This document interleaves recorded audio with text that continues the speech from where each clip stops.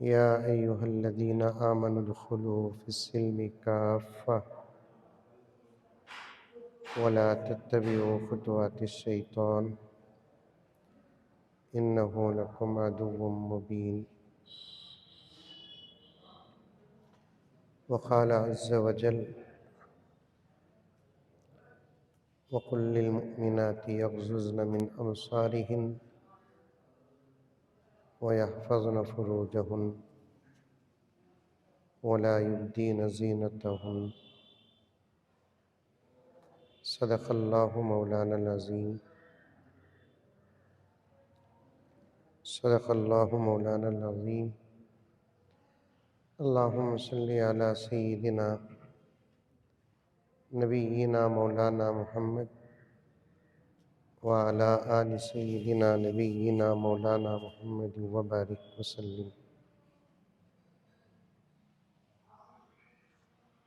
मुअज़्ज़ज़ सामीन, बिलख़ुसूस ख़वातीन इस्लाम, पूरी मोहब्बत के साथ, शौक़ के साथ, उल्फ़त के साथ, प्यार के साथ, अदब के साथ, एहतराम के साथ, इख़लास के साथ दिल की गहराई से एक मरतबा दरूद शरीफ पढ़ लें। मस्जिद के अंदर का माइक नहीं है क्या? अंदर का माइक नहीं है?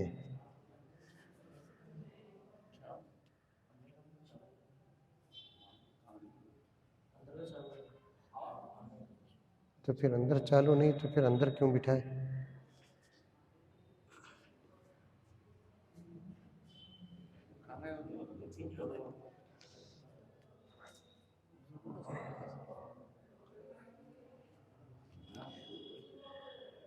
खैर, पूरी तवज्जो इधर दे। मेरे वालिद ज़करिया साहब रहमतुल्लाह अलैह बार बार बोलते थे, मुसलमानों को आज तक दो काम करना नहीं आया।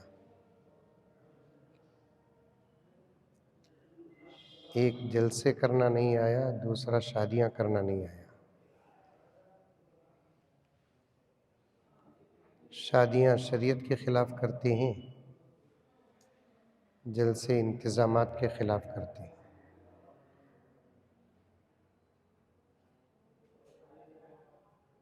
अल्लाह ताला हम तमाम को हर काम सलीक़े के साथ करने की तौफ़ीक़ अता फ़रमाए। दुनिया में वाहिद इस्लाम है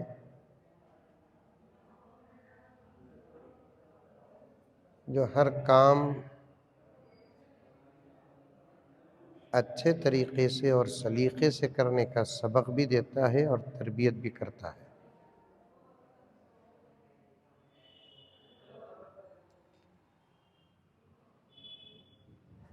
खाना तो सब खाते हैं, लेकिन अच्छे तरीक़े से, खूबसूरत अंदाज से खाने का जो निज़ाम है, तरीक़ा है, वो इस्लाम में है।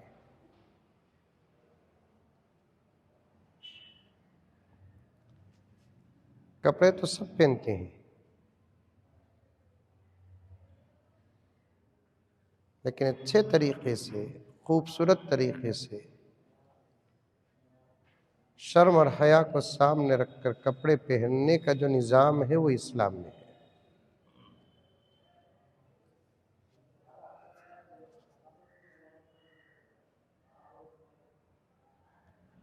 सोते तो सब भी हैं।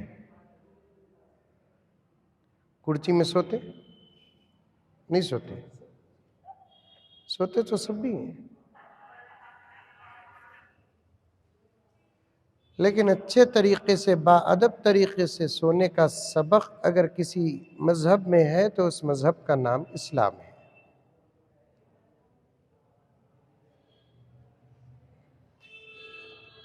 करोड़ों रहमतें नाज़िल हो हमारे आका हज़रत मोहम्मद मुस्तफ़ा सल्लल्लाहु अलैहि वसल्लम पर।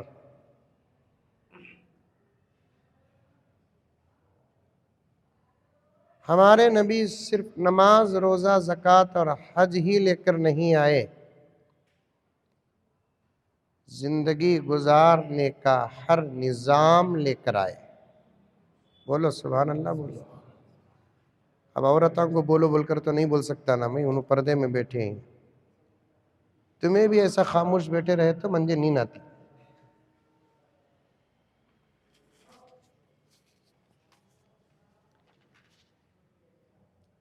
नमाज, रोज़ा, ज़कात और हज ही का तरीक़ा और पैगाम लेकर नहीं आए प्यारे आका।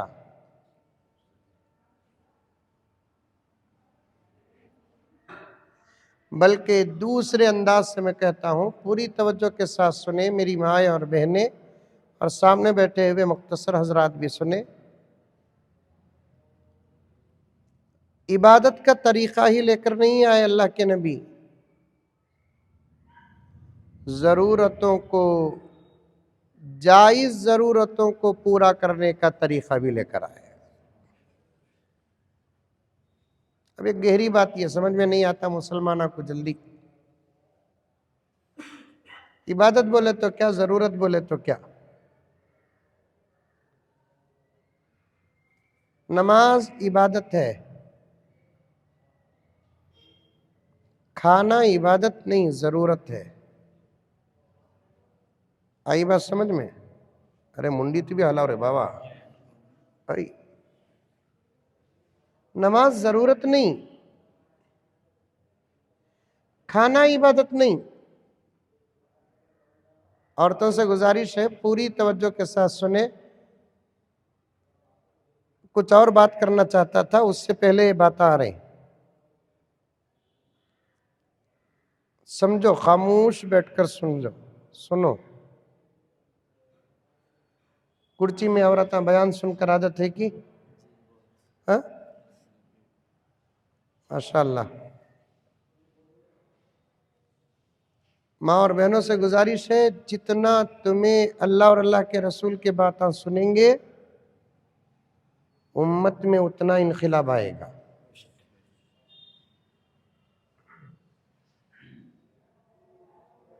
सारी दुनिया की हालतें बहुत ख़राब है मेरी माएँ और बहनें।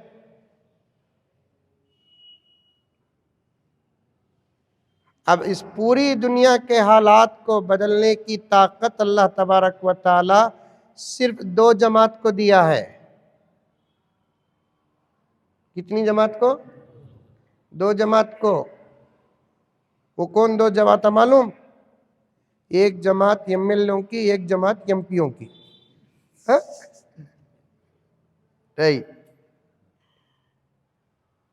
इन लोगों से तो और भी हालत बिगड़ते। सारी दुनिया के हालात बदलने का अल्लाह तबारक व ताला ने निज़ाम और ताकत सिर्फ 2 जमातों को दिया है। एक हजरात उलमा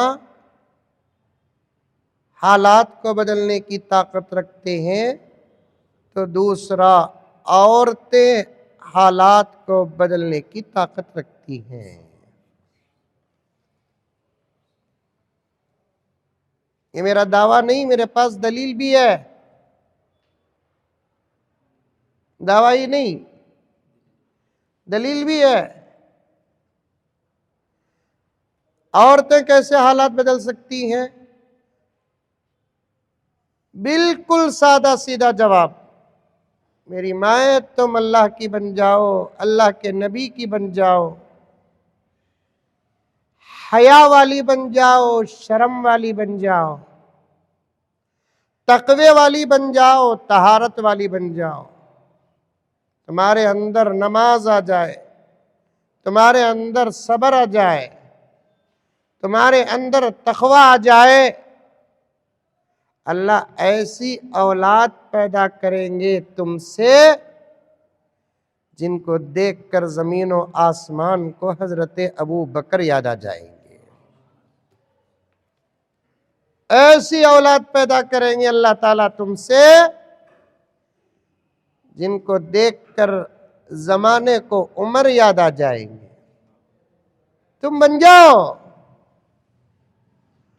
अल्लाह ऐसी औलाद पैदा करेंगे जिनको देखकर जमाने को सलाहुद्दीन अय्यूबी याद आ जाए, टीपू सुल्तान याद आ जाए।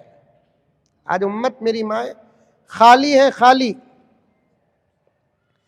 बच्चे तो पैदा कर रही तुम्हें, लेकिन ऐसे बच्चे पैदा नहीं कर रहे हैं जिस पर इस्लाम नाज करे। ऐसे बच्चे पैदा नहीं कर रहे हैं तुम। आने वाला जमाना तुम्हारे बच्चों को तारीख बनाकर याद करे। ऐसे बच्चे पैदा नहीं कर रही हैं तुम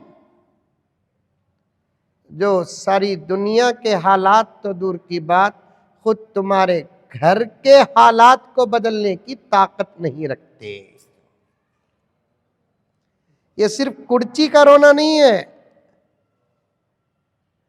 पूरे कर्नाटक का रोना है। ये सिर्फ कर्नाटक का रोना नहीं है, ये पूरे हिंदुस्तान का रोना है। ये सिर्फ हिंदुस्तान का रोना नहीं है, ये सारी दुनिया का रोना है। ये सारी दुनिया का रोना है। ये एक जुमला बोलकर आगे गुजरता हूं, मेरी माए और बहनें, अब तो ऐसी मायों से अरब भी खाली हो चुका है।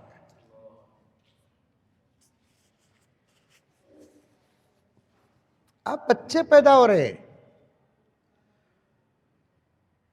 मैं पहले माफी मांग लेता हूं, बाद में अर्ज करता हूं कि तो सबसे बच सकते, औरतां से नहीं बच सकते। म्हणजे अलग रास्ता ही नहीं जाने का।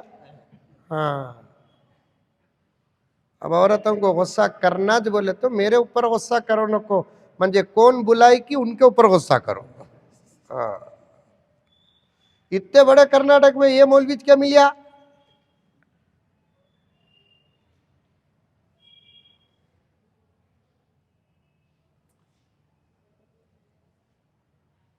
मुस्लिमात माए, मोमिनात माए, खानितात माए, आबिदात माए, खाशिआत माए, साइमात माए, हाफिजात माए अब दुनिया में नहीं है। ऐसी माओं से भारत क्या खाली हुआ,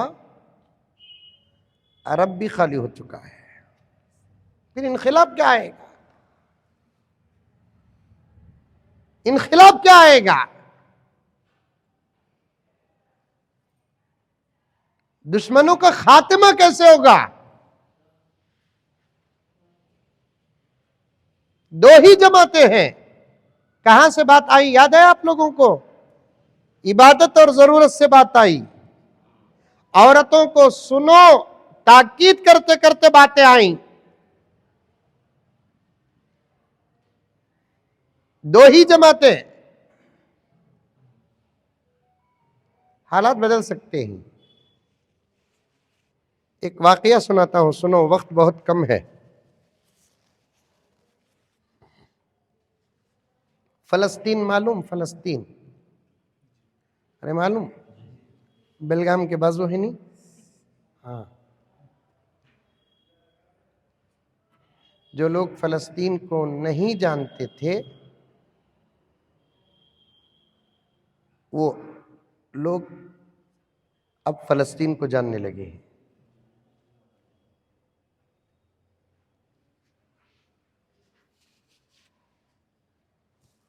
छोड़ो बाबा, बैठो, चलो चलो चलो, बयान में खलल होता, बैठो, चल रहा है निज़ाम, चलने दो। जो लोग फलस्तीन को नहीं जानते थे अब वो भी जानने लगे हैं। और फलस्तीन की जमीन हमारे ईमान में दाखिल है।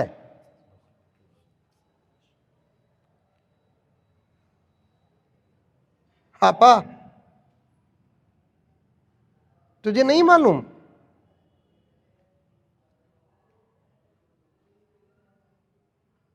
सारी दुनिया का मुसलमान फलस्तीन से इसलिए मोहब्बत करता है जैसे मक्का और मदीना हमारे ईमान में दाखिल है, वैसे फलस्तीन हमारे ईमान में दाखिल है।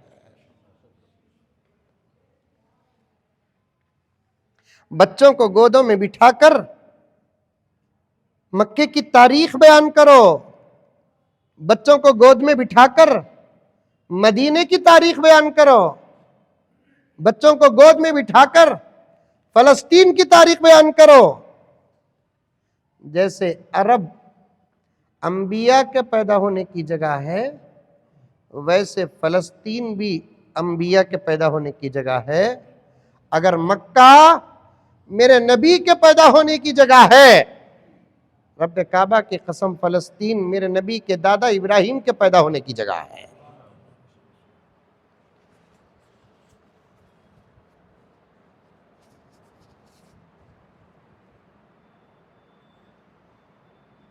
पढ़ने का वक्त ही नहीं तुम्हारे पास, क्या ना हफ करो भाई, पढ़ने का वक्त ही नहीं। हाजी साहब मैं क्या कहूं, मोबाइल आने के बाद किताबें क्या पढ़ेंगी हमारी माएँ और बहनें, कुरान भी नहीं पढ़ रही है।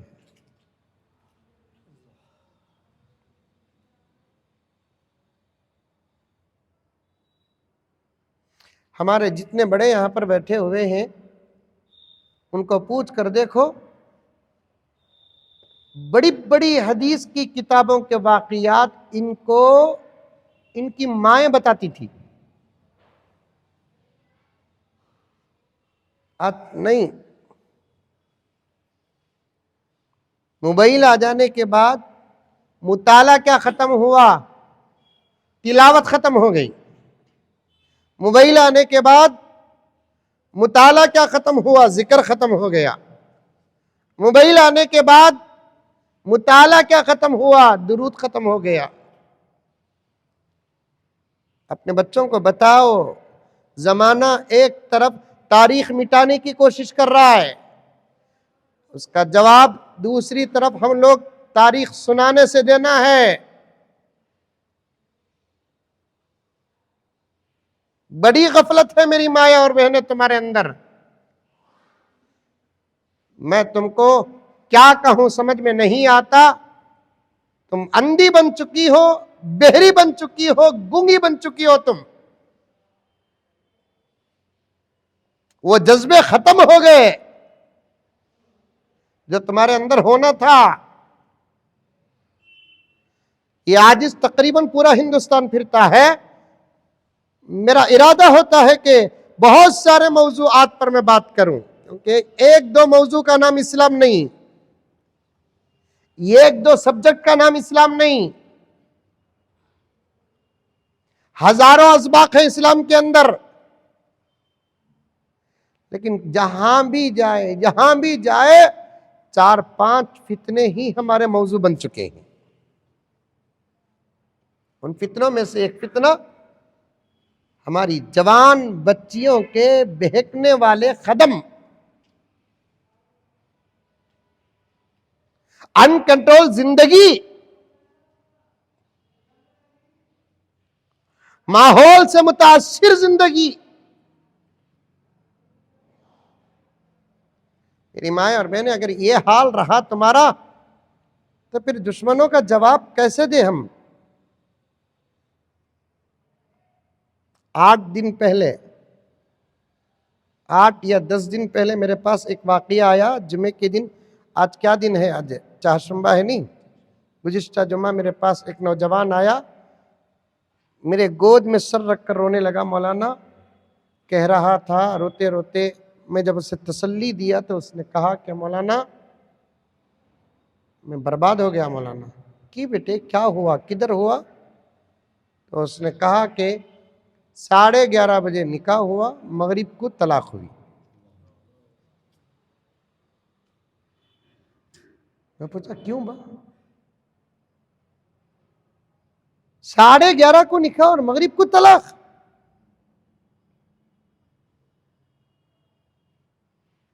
उसके साथ 2 साथी भी बैठे हुए थे। लड़का रो रहा था, कुछ नहीं बोल रहा था। उसके साथियान कह रहे थे हजरत लड़की को लड़के का चेहरा पसंद नहीं आया इसलिए कि लड़के के चेहरे में दाढ़ी है।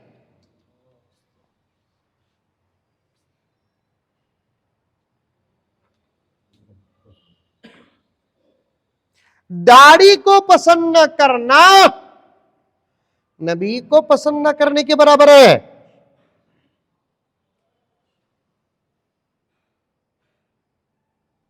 एक 1,24,000 अंबिया में एक नबी भी ऐसा नहीं जिसके चेहरे में दाढ़ी नहीं।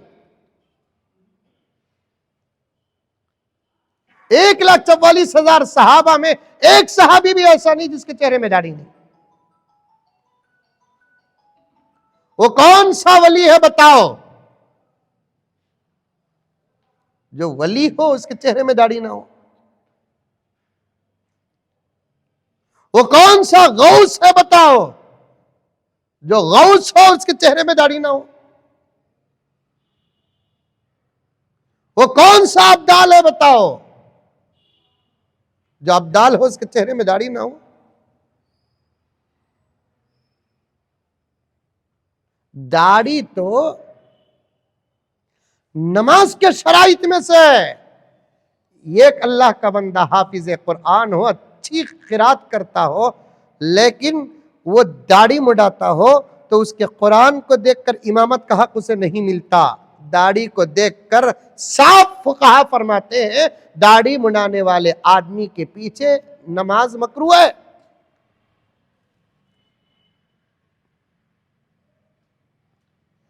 मैं इतना खराब हो चुका तुम्हारा माहौल,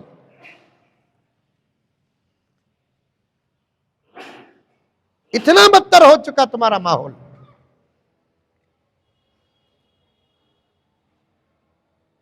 गर्ज फलस्तीन से बात आई, आगे चलेंगे इंशाअल्लाह ताला। फलस्तीन किस में दाखिल है? हमारे ईमान में दाखिल है। मुझे आकर कुछ गैर मुस्लिम पूछे आप मुसलमान क्यों फलस्तीन से इतनी मोहब्बत करते हैं? मैंने साफ बताया उनको और वो समझदार थे, समझकर मान कर गए। अच्छा ऐसी बात है, हम तो सिर्फ एक कंट्री समझ रहे थे और एक कंट्री के साथ जंग समझ रहे थे और हम ये सोच रहे थे एक फलस्तीन की फिक्र सारी दुनिया इसलिए क्यों कर रही है।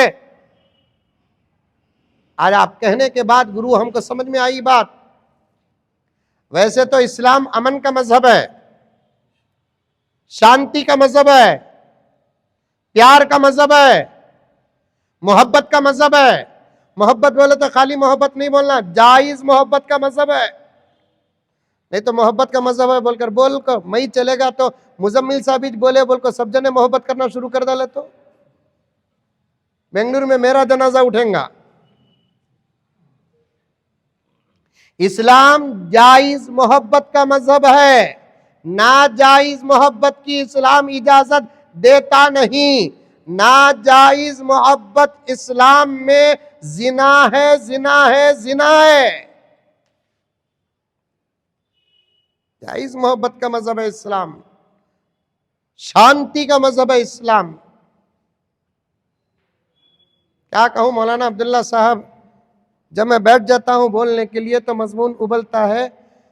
एक गैर मुस्लिम के मोहल्ले का मुसलमान की शिकायत पड़ोसी एक गैर मुस्लिम मेरे पास लेकर आया।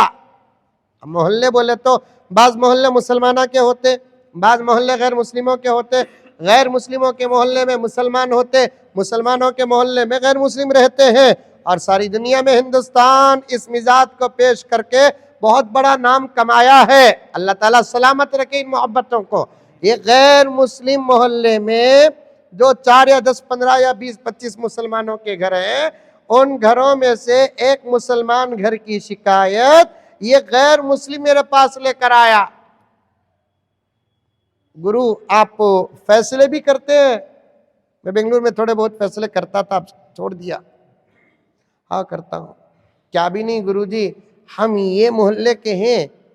अच्छा, बिल्कुल हमारे घर से लगकर एक मुसलमान का घर है। अच्छा, क्या बात है गुरुजी, जब भी रात आती है पूरी पूरी रात गुरुजी तुम्हारे लोग आपस में लड़ते हैं। प्यार वाले मजहब के अफराद के घरों की जिंदगी ये है। मोहब्बत वाले मजहब के लोगों के घरों की ये जिंदगी है। शांति वाले मजहब के लोगों के घरों की ये जिंदगी है। हमारी शिकायत अगर गैर करता है तो इससे बेहतर हमारे लिए मरना अच्छा है। घरों में खाली लड़ाइयां कुर्सी में होते, अरे होते नहीं होते बोलो, होते का तो इलाज देता, नहीं होते का तो मैं खुदा को यहां रख जाता हूं। होते आपा तू चाहे तो बगैर तावीज के झगड़ों को खत्म कर सकती है। क्या मौलाना? झगड़े खत्म करने के वास्ते नींबू, नारंगी, तरबूज, खरबूज, रस्सी, डोरों की जरूरत नहीं, कुंकुम कापूर की जरूरत नहीं, फलीते और मेख की जरूरत नहीं, उतारे और चढ़ावे की जरूरत नहीं। तू चाहे तो तेरे घर के झगड़े खत्म हो सकते हैं। देऊं तावीज? अरे देऊं, फ्री में दूं, पैसा में दूं? फ्री में। खाली तू अपनी जुबान को बंद कर ले, बड़े बड़े झगड़े खत्म हो जाएंगे। खाली जुबान, मुंह क्या बोले तो भी बोले दो, तू खाली मुंह बंद कर ले, मुंह, जुबान बंद कर ले। मेरे शेख खुद आलम फरमाते हैं, औरत की जुबान चलती है तो मर्द का हाथ चलता है। हमारे शेख ने एक लतीफ़ा भी लिखा है, बोलूं? एक गांव को एक हजरत गए कहते, मौलाना गए कहते,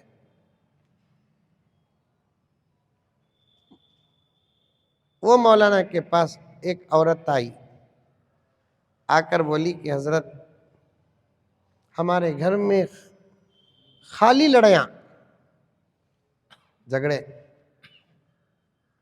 कहती हुई तावीज दो हजरत। हजरत बोले कहते, मैं तावीज वाला मौलवी नहीं। नहीं ना हजरत, अच्छा बड़ा फेटा है, दुपट्टा है, वास्कोट है, तुम्हें नहीं दिए तो तावीज कौन देना, मोदी देना क्या? देव हजरत तावीज बोल को पकड़ ली। अब हजरत देखे क्या तावीज दूं, एक कागज उठाए, बोले देखो माँ, ये घर में कुरान के बाजू रखो, जैसे ही तुम्हारे शौहर आते इसे उठा को मुंह में होंठ के नीचे रख लो, तावीज मुंह से गिर गई, असर खत्म हो जाता। एक 8-10 दिन इस पर अमल करो, इंशाअल्लाह झगड़े खत्म हो जाते हैं। अब उन्हें वो तावीज ले ले को सीधा गई, कुरान के बाजू बड़े अदब से रखी। जैसे ही शौहर आने का इशारा मिलता नहीं मिलता आने का इशारा, शौहर गाड़ी खड़ा सका, हारन मारे सका, खकारे सका, यानी तो सिगरेट की बू आती, आती भी एक इशारा मिलता। आते ही फौरन उठा को मुंह में तावीज रख ली, ऐसे होंठ के नीचे। अब हज़्म मामूल शौहर घर के अंदर दाखिल हुआ तो साजो सामान बिखरे पड़े थे। शौहर को गुस्सा आया, क्या जी ये घर के अंदर ऐसा है ना? जवाब देने का इरादा था, लड़ाई शुरू होने वाली थी, जवाब इसलिए नहीं दी, मुंह खोली तो ताबीज गिर जाती। जल्दी जल्दी साजो सामान रख डाली। एक दिन गुजरिया, दूसरे दिन फिर शौहर आया, सुबह को जाको शाम को, फिर एक छोटी कोई गलती घर में नजर आई, शौहर गर्म हुआ, अब फिर भी मुंह नहीं खुल रहा बीवी का। कल जो गुस्सा था शौहर को, आज 50% होगा। तीसरे दिन आया, कोई गलती नजर आई, फिर गर्म हुआ, आज भी मुंह नहीं खुलिया। जो कल का 50% गुस्सा था ना, आज 25% खत्म होगा। एक दिन में 100% भी खत्म होगा शौहर का। शौहर सोचा कितना डांटा तो भी इन्हें क्या बीच नहीं बोलती, इन्हें सुधरगी तो मैं कहीं को बिगड़ कर रहा हूं। एक 5-6 दिन के बाद आया तो 2-3 चीजें यहां वहां पड़े थे। अब बीवी को डांटा नहीं कि तो सब्र कर रही है ना, इन्हें तो उठा को रख दिया। माशाअल्लाह, खुश बीवी। लाखों रुपए खर्चा कर को भी इतनी मुअस्सिर तावीज कभी नहीं मिली। ये बेंगलुरु वाले मौलाना फ्री दिए से तावीज, क्या पावर है। शुक्रिया अदा करने के लिए मौलाना के पास आई, आकर बोली मौलाना तुम्हें हमारे लिए बाबा के सका, हमारे घर का झगड़ा खत्म होगा। ऐसे 5-6 तावीजा रहे तो दो दोस्तों को देना। मौलाना बोले 321 तावीज, कैसे ही घर के हालात सब ठंडा हजरत। आते ही गुस्सा करने वाला अब घुसते ही सलाम के बाद आई लव यू बोल रहा।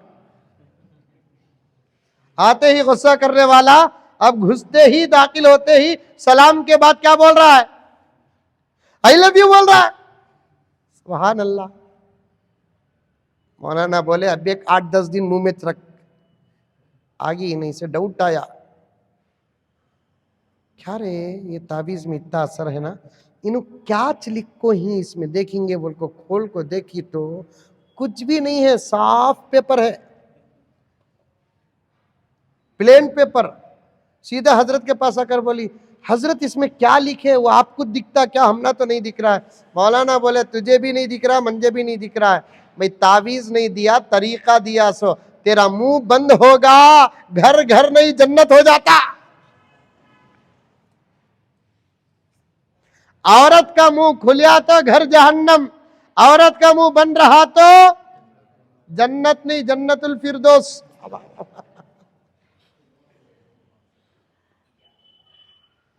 मेरी माए और बहने, उन्वान बड़ा गहरा होता जा रहा है।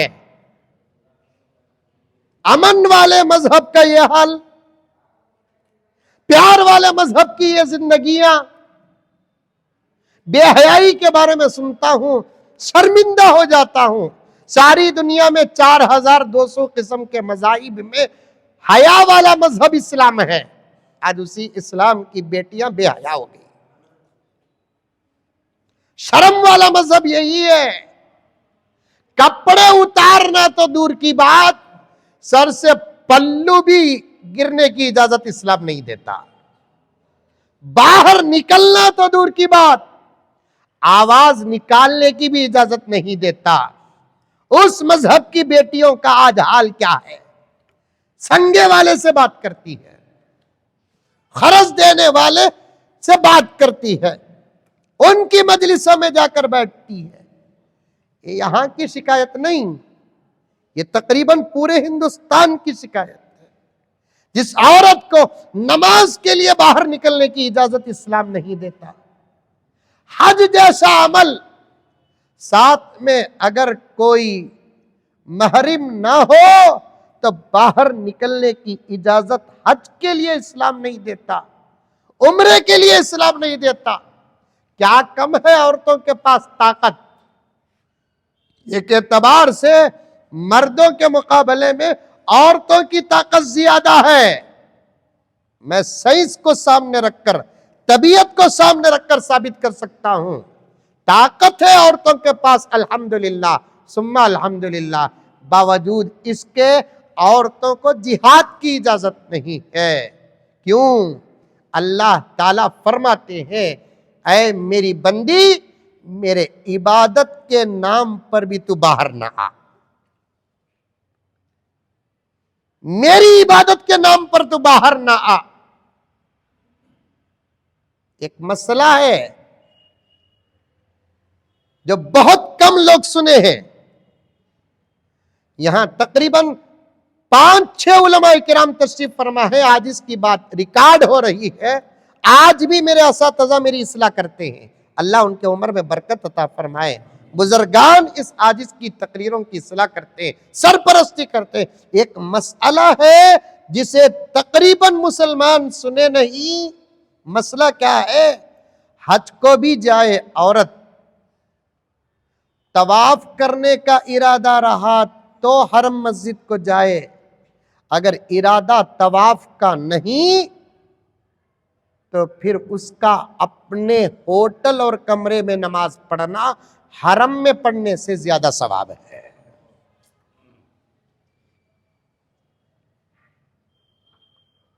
मस्जिद नबवी में रोज़े अक़दस के करीब पहुंचकर मर्द सलाम करे। औरतों के लिए इजाजत फुक़हा ने दिया है, पूरे मदीने मुनव्वरा में जहां से भी वो सलाम अर्ज करेगी, करीब पहुंचकर सलाम अर्ज करने का पूरा सवाब उसे मिलेगा। तुम्हारी हया की इस्लाम जितनी हिफाजत करता है, तुम्हारे शर्म की इस्लाम जितनी हिफाजत करता है, दुनिया का कोई मजहब नहीं है। मैं फिर वो जुमला दोहराऊं, सर से पल्लू गिरने की इजाजत इस्लाम नहीं देता। आज आज इसी इस्लाम की बेटियां 2 रुपए की कोथिमीर के लिए बाजार में, 10 रुपए के टमाटो के लिए बाजार में,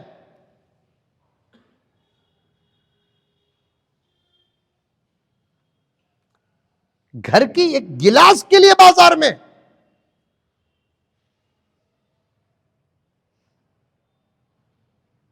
आखिर आखिर आपको कौन समझाए मेरी माएं और बहनें? किसका बयान तुम्हारी जिंदगी बदलेगा? अल्लाह मुझे माफ फरमाए, तुम्हारी बिगड़ती जिंदगी को देखकर तो मैं कहने पर मजबूर हूं, अगर हजरत मेहदी भी आकर बयान करेंगे तो शायद अब तो बदलने वाली नहीं हो। अल्लाह ताला उनके लिए एक नई नस्ल का शायद इंतजाम कर रखा है, एक नई नस्ल का और अच्छी और पाकीज़ा नस्ल का इंतजाम कर रखा है। और मौलाना मैं क्या कहूं, हमारी कौम के बहनों को, बच्चियों को मोबाइल ने जितना बिगाड़ा है, इस जमाने में किसी जमाने में कोई चीज, कोई फितना औरतों को इतना नहीं बिगाड़ा। आपा, अब कोई ताकत नहीं है तेरे हाथ से मोबाइल लेने की। तेरे अंदर अगर इरादा हो तो मोबाइल से बच सकती है। तेरे हाथ में मोबाइल आ चुका है, तू अपनी जिंदगी दे चुकी है मोबाइल को, अपने उजाले और अंधेरे दे चुकी है तू मोबाइल को, अपनी जवानी, अपना बचपन, अपना बुढ़ापा दे चुकी है तू मोबाइल को, शौहर की खिदमत का वक्त भी तू मोबाइल को दे चुकी है, माँ बाप की खिदमत का हक भी तू मोबाइल को दे चुकी है, नमाज, तिलावत, जिक्र, दुरूद का वक्त भी तू मोबाइल को दे चुकी है। अब कोई तकरीर, कोई शेख, कोई पीर, कोई स्कॉलर, कोई खौफ, कोई डर तेरे हाथ से मोबाइल ले नहीं सकता। तेरे अंदर पैदा हो इरादा, तब जाकर तू मोबाइल से बच सकती है, वरना मौलाना तजुर्बे के करीब की बात है ये। किसकी? तजुर्बे के करीब की बात है। किसी औरत और किसी जवान बच्ची का 2 दिन मोबाइल छुपा दो, उसकी तबीयत आईसीयू तक चले जाएगी।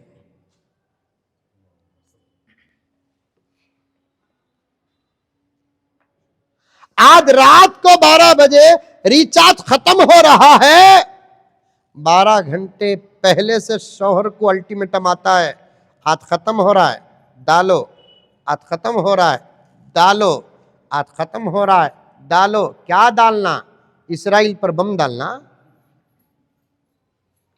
मर्द मसरूफ रहकर, बीवी को खाना देकर, घर देकर, कपड़े देकर, मोहब्बत का हक अदा करके सारी सिर्फ 300 रुपए का रिचार्ज मोबाइल में ना करे तो फिर घर पूरा जहन्नम बन जाता है। अब मेरा कहना सही है कि गलत है कि तुमने अपनी जिंदगी को कितना मोबाइल से जोड़ रखा है, कितना मोबाइल से जोड़ रखा है। मैं बदनाम हूं मेरी माएँ और बहनें, कुर्ची की मेरी माएँ और बहनें। मैं तुम्हारा दुश्मन नहीं, मुखालिफ नहीं, मैं तुम्हारा भाई हूं, तुम्हारा बेटा हूं, तुम्हारा चाचा हूं, तुम्हारा मामा हूं। रब्बे काबा की कसम, तुम्हारे सगे रिश्तेदार उतनी तुम्हारी फिक्र नहीं करते। इस वक्त उलमा तुम्हारी उतनी फिक्र कर रहे हैं। उन उलमा की जमात में एक खादिम भी है। मेरी बातों को दुश्मनी न समझो, नफरत न समझो, एक दर्द है, एक पैगाम है। ऐसा तुम मोबाइल से रिश्ता जोड़ चुकी हो, मैं सख्त कहते कहते बदनाम हूं। और भी मुझे बदनाम करो दीन के नाम पर, मुझे कोई फर्क पैदा होने वाला नहीं है। ये जुमला सुनो और ऐसे जुमले सुनकर तो आपके अंदर का सोया हुआ एहसास जिंदा हो जाना चाहिए, जाग जाना चाहिए। मौलाना, इन माँ और बहनों ने और जवान बच्चियों ने मोबाइल के साथ अपना रिश्ता इतना मजबूत किया है, मर भी गए, जनाजे उस वक्त तक नहीं उठेंगे जब तक कफन के अंदर मोबाइल ना हो। क्या मौलाना?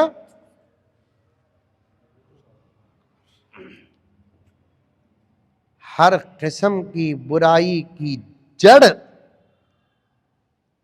मोबाइल है। इस जमाने में समझ में आ रही है बात? आप लोगों को भी समझ में आ रही है? तुम्हारे घर की औरत आको रहे तो तुम्हें क्या भी बोलो नको जाको, नहीं आको रहे तो हिम्मत रही तो ये बातें बोलो। समझ में आई बात? क्या रही तो? हिम्मत रही तो बोलो। क्योंकि अच्छे अच्छे पहलवान और रुस्तुमों को मैंने घरों के अंदर चूहे बनते देखा है, कुकर में दाल गल जाती, बीवी के सामने नहीं गलती।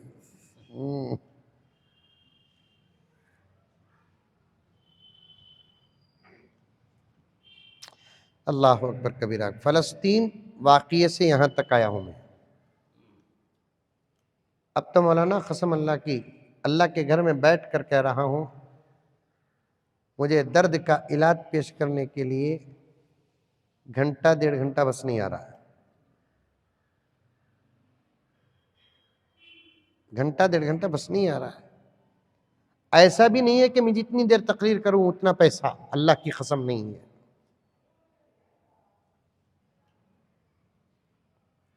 बस एक दर्द है। आज हुजूर की उम्मत बहुत नरगे में है, बहुत परेशान है। हमारे ऊपर कुर्ची की मेरी माएँ और बहनें अगर सुन रही हैं तो सुनो, हमारे ऊपर जो हालात आ रहे हैं, आकर भी अल्हम्दुलिल्लाह हम जो सलामत हैं, ये सिर्फ अल्लाह का फजल, नबी की निस्बत है। हमारे ऊपर जो हालात आ रहे ना, 10% भी अगर किसी कौम के ऊपर आते, सारी दुनिया से वो कौम का नामो निशान मिट जाता। बात सही है जी साहब। हमें जैसे भी हो, हमारा रिश्ता अल्लाह से है। हमें जैसे भी हो, हमारा रिश्ता रसूलुल्लाह से है। बच्चा जितना भी नाफरमान हो जाए, माँ बाप नाराज तो होते हैं, रिश्ता नहीं तोड़ते। कह दो सुभान अल्लाह। बच्चा कितना ही नाफरमान हो जाए, माँ बाप नाराज तो होते हैं, रिश्ता नहीं तोड़ते।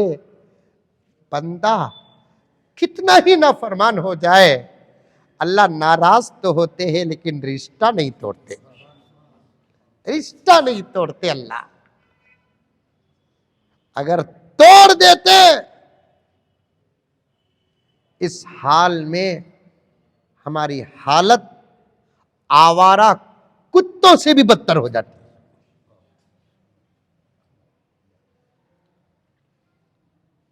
एक नबी की निस्बत है हमारे साथ। बदलो मेरी माए और बहनें, बदलो। मैं बड़े दर्द के साथ ये कहते हुए जा रहा हूं, इस जमाने में तुम्हारे रातों की तहज्जुद तुम्हारे तकवे की दलील नहीं है। रातों की तहज्जुद तुम्हारे तकवे की दलील नहीं है। तुम्हारा मोबाइल से बचना तुम्हारे तकवे की दलील है।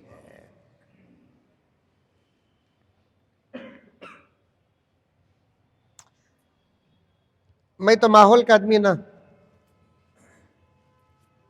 मैं किताबों का भी मुताला करता हूं, माहौल का भी मुताला करता हूं। हालात पर बोलने वाले अगर पूरे हिंदुस्तान में 20 उलमा हैं, मैं बिला फख्र के कहूंगा आखिरी नंबर का तो इंशाअल्लाह ताला मैं मौलवी हूं। मेरे अब्बा की नसीहत और तरबियत भी है, बेटे किताबों का भी मुताला करो, हालात का भी मुताला करो। एक मर्तबा मौलाना, मैंने एक मोहतरमा को बड़े पर्दे के साथ देखा। तो मैं डाउट करो ना को कई को देखे बोल को। हाँ, डॉक्टर इलाज के वास्ते क्या भी देख सकता है। हमें रूहानी डॉक्टर, एक बड़ी बाप पर्दा औरत को देखा, मैं नजर पड़ गई। फिर तवज्जो के साथ देखने की वजह बताता हूं, 1 मिनट इंतजार करो।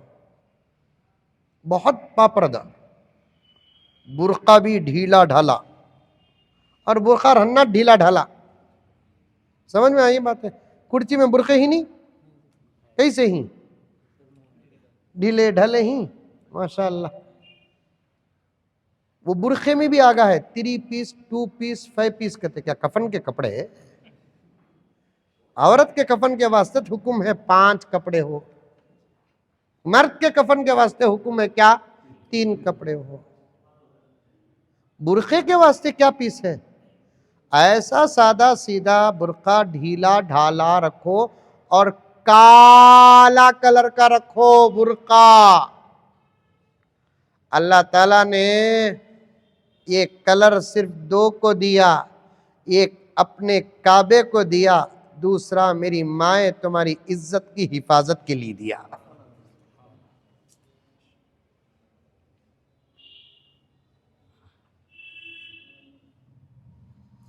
जिंदगी सलामत रहे, फिर कभी आपकी खिदमत में हाजिर रहूं इंशाअल्लाह ताला। बात करने का मौका रहे, टाइम मैं बना कर आऊंगा इंशाअल्लाह ताला।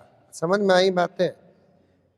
इंतजाम करते करते 5 मिनट बोल को आधा घंटा जाया हो रहा।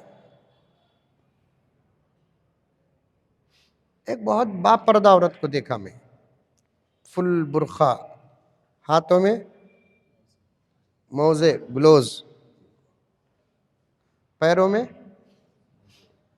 मोजे सॉक्स, जबरदस्त है। लेकिन इतने पर्दे में रहकर अंदर मोबाइल में बात कर रही है।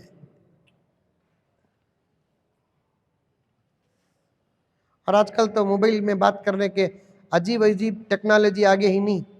भरक को ओढ़ लेकर रहती, घर में झाड़ते वक्त ओढ़नी, पकाते वक्त ओढ़नी, कपड़े धोते वक्त भी ओढ़नी। घर के मर्द बने घुघुआ, खुश हो जाते, क्या पर्दा यार बाबा। बोल को पर्दा नहीं है, अंदर फितना है। उत्ता भरक को ओढ़ को रहती नहीं, क्या हाजी साहब अंदर ब्लूटूथ है, अंदर ब्लूटूथ है।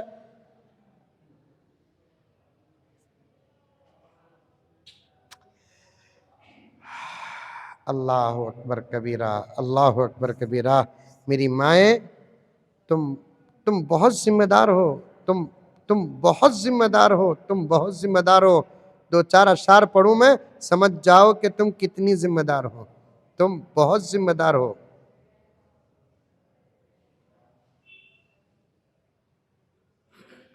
जल्दी मिलती, जी मिल गई। ऐ माओ बहनों बेटियों, दुनिया की जीनत तुमसे है। सुभान अल्लाह, जोर से बोले तो 4:45 बजे खत्म कर दूं, नहीं तो 5:30 तक बैठ जाता हूं। मर्दों के सुकून के लिए नहीं अल्लाह ताला औरतों को पैदा किया। ऐ माओ बहनों बेटियों,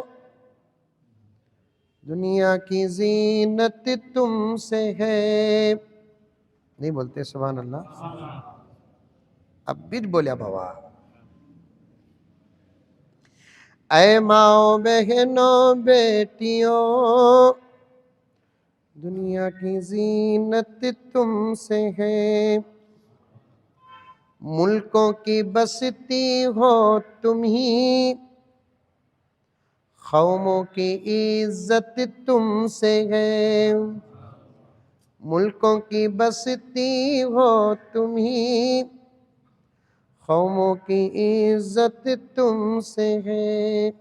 ये शेर तवज्जो चाहता हूं।